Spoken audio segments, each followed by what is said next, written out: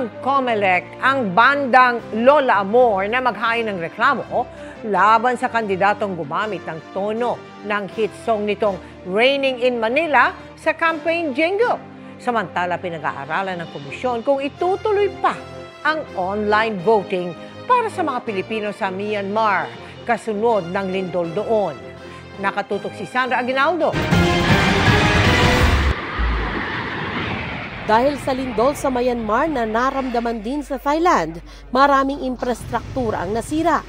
Kaya pinag-aaralan ng COMELEC kung itutuloy pa rin ang online voting doon. Kung apektado halimbawa ang telecommunication infrastructure ng bansa, maaari raw bumalik sa sistema ng paggamit ng balota at makina. Ayaw pa natin isuko.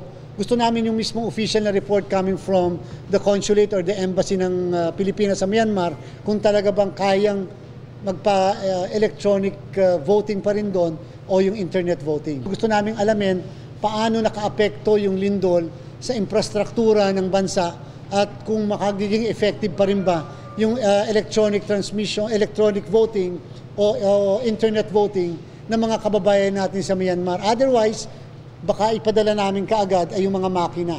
Ngayong mahigit isang buwan na lang eleksyon na, ipinakita ng COMELEC ang pagsasagawa ng pre-lat o Logic and Accuracy Test sa warehouse nito sa Biñan, Laguna. Paliwanag ng COMELEC, paraan ito para matiyak na lahat ng bahagi ng makina ay magkakaugnay at gumagana.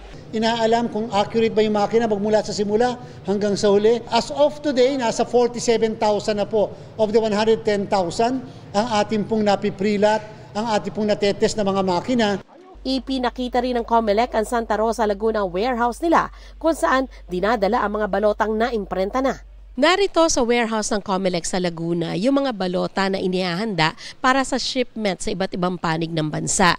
Pero kahit na parang ang dami nila, ang sinasabi ng COMELEC, yung mga balota na kompleto na para i-ship sa iba't ibang panig ng bansa ay yung sa mga malalayong lugar. Gaya halimbawa ng Bangsamoro Autonomous Region in Muslim Mindanao at ilang bahagi ng Visayas.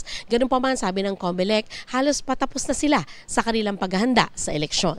Nandun na po kami sa kapirasong parte na lang ng paghahanda natin. Ang level of 1 to 10, nasa 9 na po siguro tayo. Sa April 20, inaasahang matatapos ang verification ng mga balota.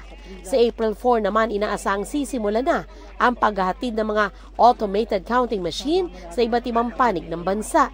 Sa kasagsagan naman ng kampanya para sa local and national elections, sinabi naman ng bandang Lola Amor na walang pahintulot nila ang lahat ng kanta nilang ginawang campaign jingle ng mga kandidato.